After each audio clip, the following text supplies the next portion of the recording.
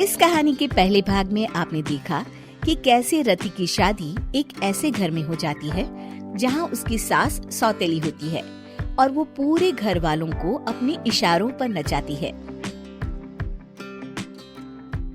रति छत से सूखे कपड़े उतार कर ले जा रही थी कि तभी उसकी नजर लक्ष्मी पर पड़ती है, जो किसी तरह चोरी से सुनील की अलमारी खोलने की कोशिश कर रही होती है।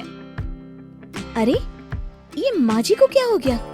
चोरों जैसे क्यों आप मेरी अलमारी खोल रही हैं माँ जी? आपको क्या चाहिए मुझे बताइए। अरे वाह, क्या चाहिए मुझे बताइए। अरे मैं इस घर की मालकिन हूँ, पूरा घर मेरे इशारों पर नाचता है और तुम्हें बताऊं कि मुझे क्या चाहिए? हट यहाँ से। और वो उसे जोर से धक्का देती है।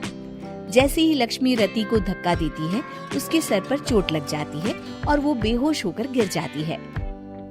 रति के आसपास पूरा परिवार खड़ा रहता है। डॉक्टर जैसे ही उसे देखकर जाता है, रति को होश आता है। अरे बेटा, तुम दूर क्यों खड़े हो? मेरे पास आओ, मैं तुम्हारी माँ हूँ, कमला। रति के मुंह से लक्ष्मी सारंग की माँ का नाम सुनती है तो हैरान सी रह जाती है। क्या बोला रति बहू?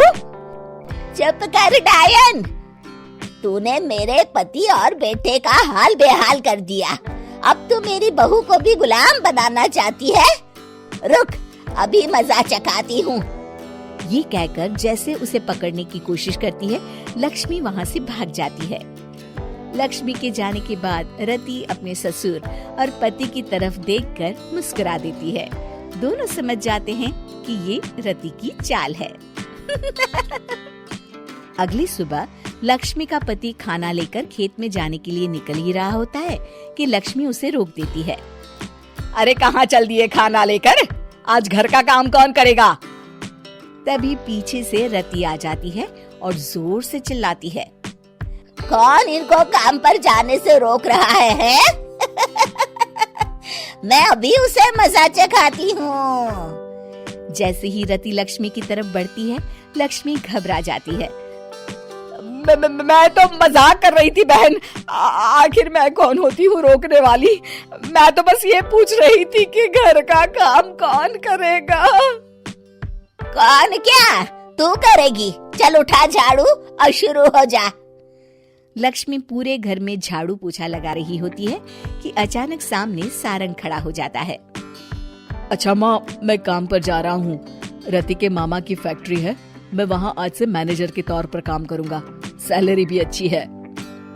अरे सारंग, तुझे क्या जरूरत पड़ गई काम करने की?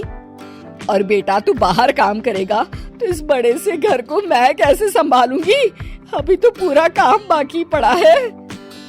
तभी वहाँ रति आ जाती है।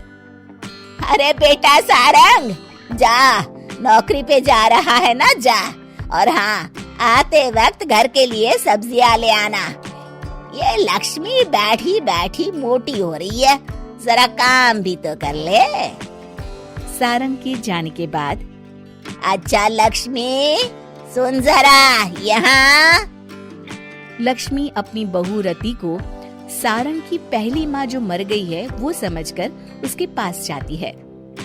अरे बहन, ऐसा क्या हो गया जो तुम्हें वापस आना पड़ा? मैं तो बड़े ही प्यार से इस परिवार को चला रही थी। प्यार से तो मैं बहुत साल से तुझे मजा चखाना चाहती थी, लेकिन किसी औरत का शरीर मुझे नहीं मिल रहा था प्रवेश करने के लिए। अब से ना मैं बहू के शरीर में रहूंगी। और हाँ, तूने कोई भी चालाकी दिखाई या मेरे घर के लोगों को परेशान करने की कोशिश की तो तेरा गला दबा दूंगी। लक्ष्मी रति के मुंह से ये सुनकर डर जाती है और शाम को अपने बेटे और पति के सामने जाकर कहती है, तुम दोनों मुझे माफ कर दो। मैं अब तुम दोनों को कभी परेशान नहीं करूंगी। और बहू, तुम मेरी बेटी की तरह हो, बस अब बेटी की तरह ही बनकर रहना। लक्ष्मी उन लोगों को इतना कहकर वहाँ से चली जाती है और उसके जाने के बाद तीनों एक दूसरे की तरफ देखकर हंस देते हैं।